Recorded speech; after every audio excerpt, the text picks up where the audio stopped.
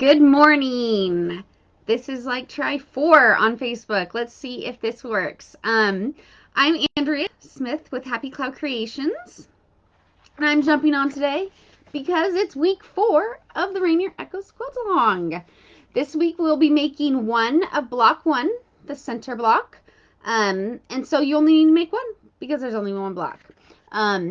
It also will give us time to catch up if you're behind on your half square triangles or flying geese. So since there's not much work this week, you'll be able to finish those up. If you have any questions about this week's block, please let me know along the way during this video, or you can email me at happycloudcreations@gmail.com. All right. So the directions for block 1 start on page 7 of the pattern. Each quilt grows in size, so your block will grow in size. So say if you're making the baby, your block will end up being 15 inches for the baby size quilt. I'm doing the large throw, so mine's going to end up being 24 by 24. It's a pretty large block. So I like to think of these blocks as more of sections of the quilts, because like the king size is a 42-inch block, and so you could actually make that into a baby size if you wanted. But so they're more like sections, even though you're gonna want to make sure, I guess the most important thing with making a quilt with huge pieces, you're just gonna want to make sure you have consistent seams. That way these huge sections will match up good, and your points will match up. Hello, Anita. Hello, Sue. So I had to switch to the old version of Facebook Live because something was glitching with their new version. So hopefully this is good. All right, I'm going to get into it. So so we start out, let's see. Starts on page 6 of the pattern.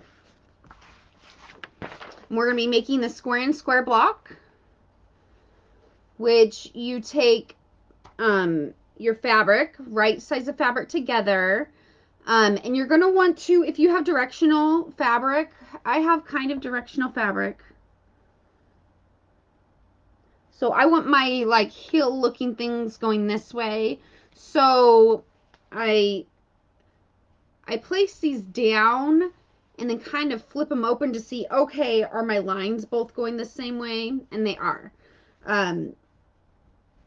You'll draw a line from one corner to the other. I use a hair marker, but you can also use a disappearing ink pen, whatever type of marker you like. And then you're going to want to draw the line, and you're going to want to stitch right on the edge of that line toward this side. That'll give you a tiny bit, a thread width of fabric extra for when you open this up. It eats up a little bit of fabric, and you want your points to all match up when you fold it open. I saw a tip from Emily Dennis of Quilty Love. She likes to open these up and iron them and match them up to the corners, and then iron it so she knows it's going to be perfectly square, and then she goes and trims this back fabric. You can do that, or you can trim the back fabric to 1/4 of an inch and then open it. But when you press it open, you're just going to want to set your seam, finger press it open, and then press. Yes, Kathy, this is take 2 of video 4, week 4. Facebook Live was having some glitches, so I had to revert to the old version of Facebook Live. They have their new version was having glitches. So once you iron these 2 corners open, you're going to want to take your other 2 squares, small squares, and again, you're going to want to place them so that, look and make sure all your lines, like if you have directional, make sure, okay, these lines are all the same. Pin them in place.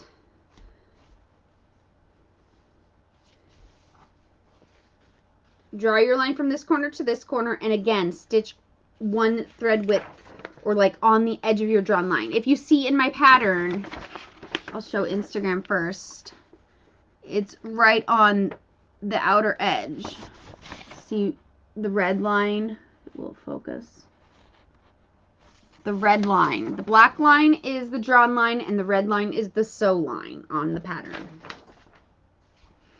And then you'll have your square and square. I didn't finish mine because there's only one block, so I'll finish that up later. Does anyone have questions about the square and square? Pretty simple. I like doing it this way. This makes it an easier, more beginner-friendly way.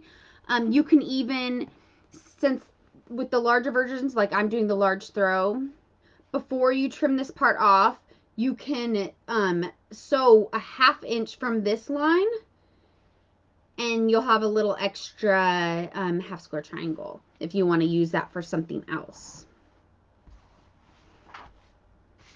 Then, next, we're going to be doing the corner units of this block section of the quilts.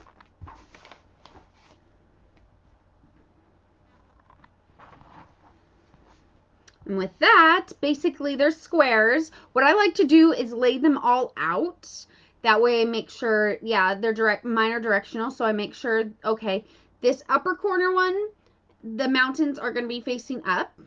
And then since it's going to be the same but twisted, I'm going to have the mountains facing this way, facing down, and then have the mountains facing this way. When it's laying down, you're going to have them facing different when they're laying down, because you're going to say, okay, because this block is going to twist, twist, twist, I want all the directions to be facing up once I sew the quilt.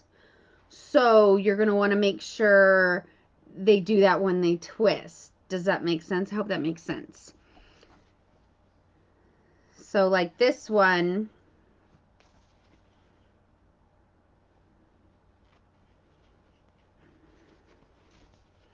I have my mountains going sideways because eventually this is going to be the lower corner of the quilt. And so I'm going to want those mountains to be going upward. Even though on here we have them all blocks sewn the same way, you're going to make sure your directional print will be facing all the same way. So it's basically, if it's a large piece, sometimes I will pin it, like put 2 pins just so they don't slide around. The smaller blocks you don't even need to pin, but I like to pin because I lay them out and I want to make sure I'm sewing things to the right sides and sewing them to the right color. If I just brought a stack of squares to my sewing machine and just started sewing them all together, I might accidentally sew the wrong colors together or something.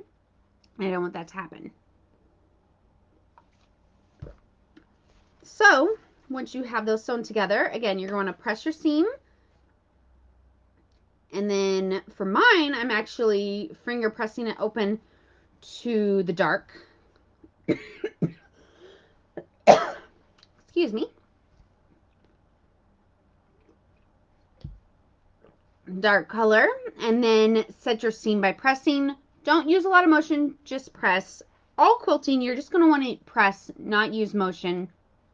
If you use motion, you're less likely to have straight seams. If you just press, your seam is going to be straighter. So once those are pressed open, let's pretend like they are.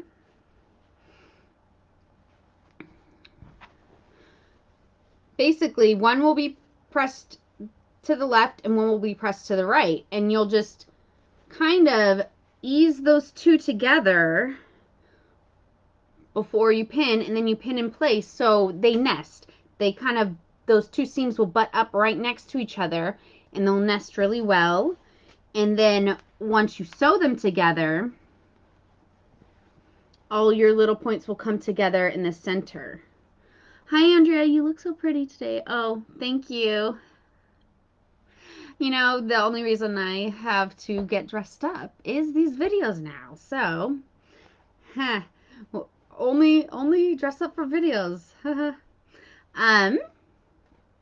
So we're going to want, once we finish this one, if you see, so yeah, those seams are kind of nestled together. And then you're going to want to set your seam and use the arrows on the pattern. So my pattern has arrows of directions that you're going to want to iron your fabric. Some people like to iron seams open. I like to iron in directions. If you want to press them open too, that's fine.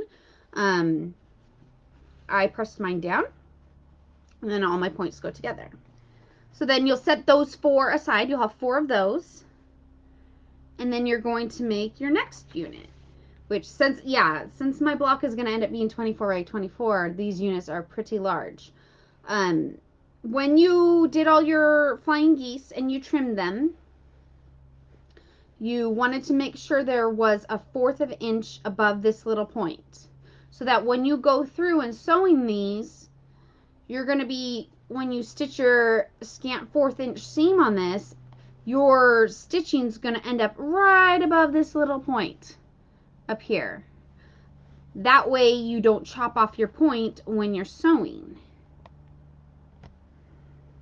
And so then once you sew those 2 together, right sides together, press your seam. And then I usually like to press toward what has less bulk. And since this is just one solid rectangle, I press my seam toward that one solid rectangle. And then, like, since I didn't chop off my point, it's better to have a little excess above the point than chopping it off.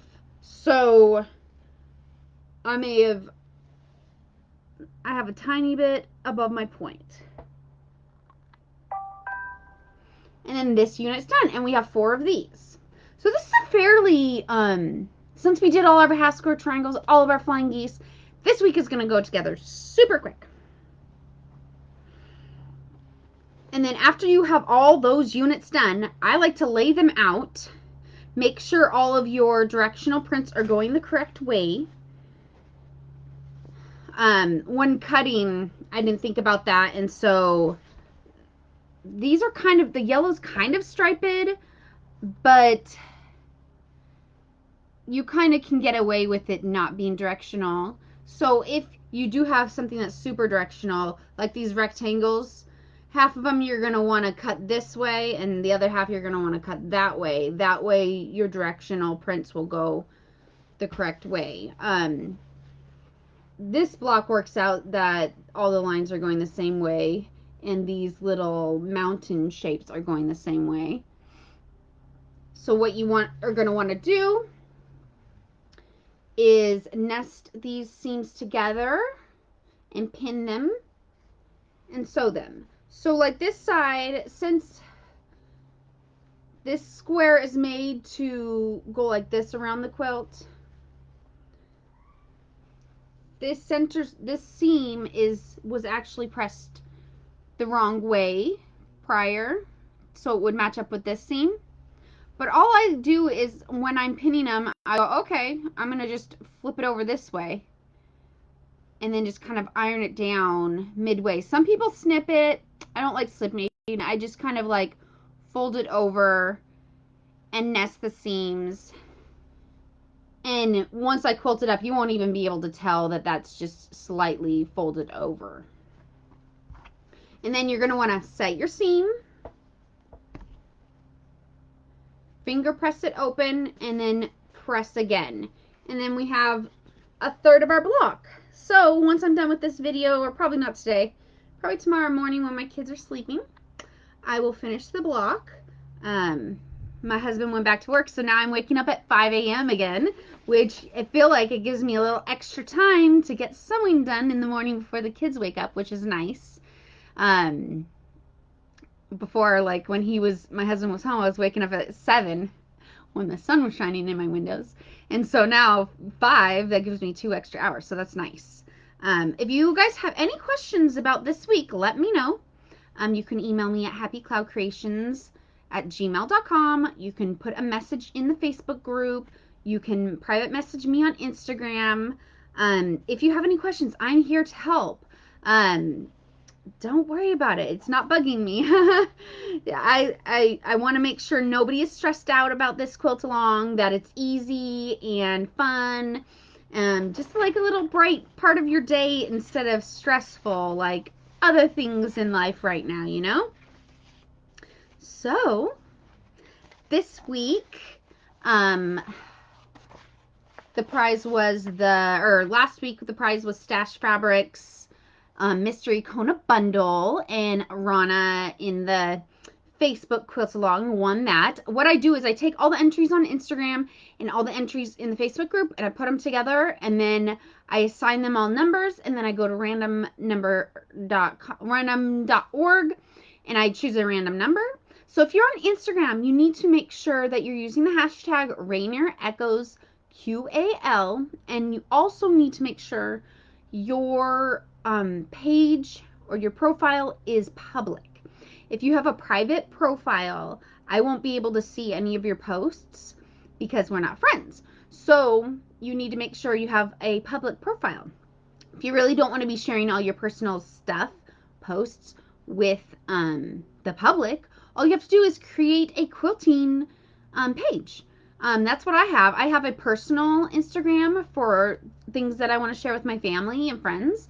And then I have a quilting Instagram. That way, I'm sure a lot of my friends and family don't want to see all my quilting stuff, you know.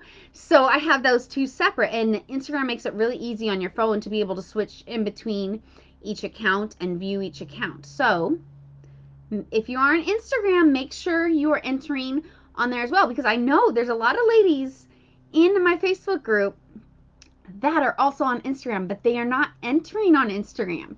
So if you enter at both places, you get 2 entries for the giveaway each week.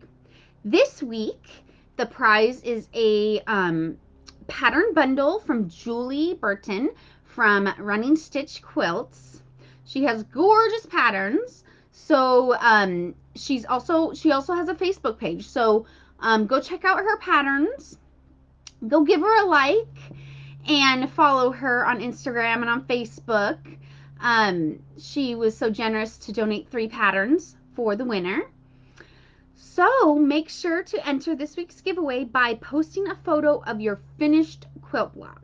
So once I get mine finished, I will post my finished quilt block, but make sure to post it either in the Facebook group, on Instagram, or both to get 2 entries.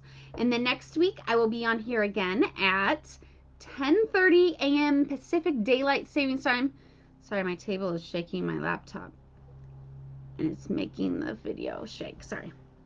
I will be on here at 10:30 a.m. Pacific Daylight Savings Time to go over block number 2, which is the corner blocks, and we'll be making 4 of those next week.